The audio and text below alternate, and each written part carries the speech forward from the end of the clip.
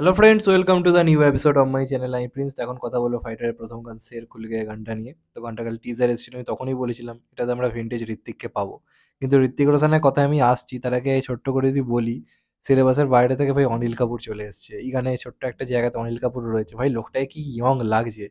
প্রায় 67 না 68 প্লাস বয়স, এই বয়সে অনিল কাপুরের মতো ইয়ং আমার মনে হয় না কেউ আছে বলে। অ্যানিমেলে তাকে মানে একটা 68 বছর বয়সের লোককে বুড়ো সাজাবার জন্য আলাদা করে প্রস্থেটিক মেকআপ করতে হয়েছে। এই গানে তো যখন সে আসছে, জাস্ট তার চার্মটা দেখুন, মানে বোঝাই যাচ্ছে না লোকটার বয়স এত। এবং এখানে সে সম্ভবত 47-48 বছর একজন লোকের চরিত্রে পাঠ করছে।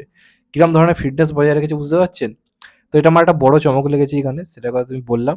কিন্তু এবার যদি আমি আসি গানটার কথায়, তাহলে গানটার কম্পোজিশন একদম বিশাল শেখার টাইপেরই হয়েছে। বিশাল শেখার যে ধরনের মিউজিক দিয়ে থাকে, এই ধরনের মিউজিক তারা আগেও দিয়েছে, যেমন ডিস্কো টাইপের সং দারুণ কম্পোজ করে বিশাল শেখার। এবং গানগুলো বহুদিন ধরে পার্টিতে চলে, এবং এটা যে টাইমে গানটা আছে, গানটা দেখবেন বিরাট পরিমাণে হিট হবে। কারণ এই 25th থেকে মোটামুটি 1 জানুয়ারি বিভিন্ন জায়গায় নাইট ক্লাবে পার্টি হয়।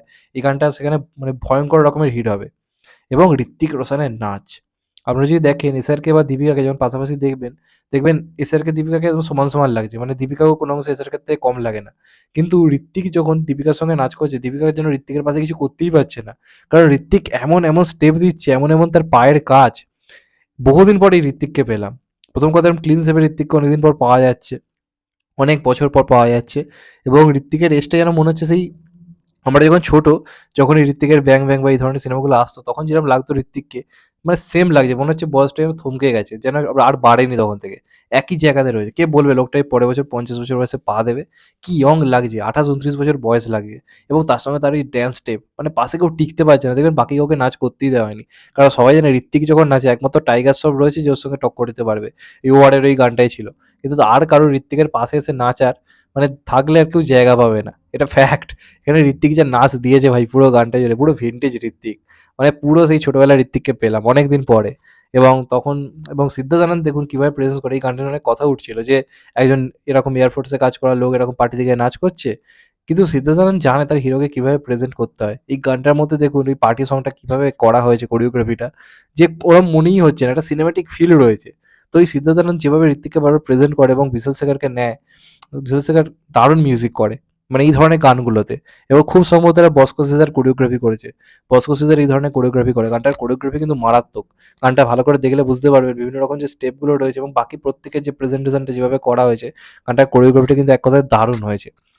এবং এই গানটা যখন সিনেমা হলে হবে দেখতে দারুণ লাগবে। কোনো একটা অকেশনের পরেটা হবে, যখন এরা একটা কোনো মিশন সফল করবে তারপরেই গানটা হবে, সেটা তো ক্লিয়ারলি বোঝা যাচ্ছে। এবং তারপরেই গানটা একটা অন্যরকম পরিবেশের সত্যি জায়গা করবে। এবং দীপিকা অনেকদিন পর খুব ভদ্র ড্রেসে পার্টি অ্যানথেমে নাচছে, এমনটা সচরাচর দেখা যায় না। দীপিকা এখানে আর ড্রেস নিয়ে কোনো ক্যাচালে যায়নি যে না আমাকে ভাই ভালো ড্রেস দাও, আমি কোনো উল্টোপাল্টা ড্রেস আর পরবো না। সেটা করেছে ভাই, মানতে হবে। তো যাই হোক, সব মিলিয়ে যদি গানটার কথা বলি, গানটা পারফেক্ট একটা পার্টি অ্যানথেম হয়েছে, দারুণ লাগছে গানটা। গানটার কোরিওগ্রাফিটা বেসিক্যালি আমার খুব পছন্দ হয়েছে।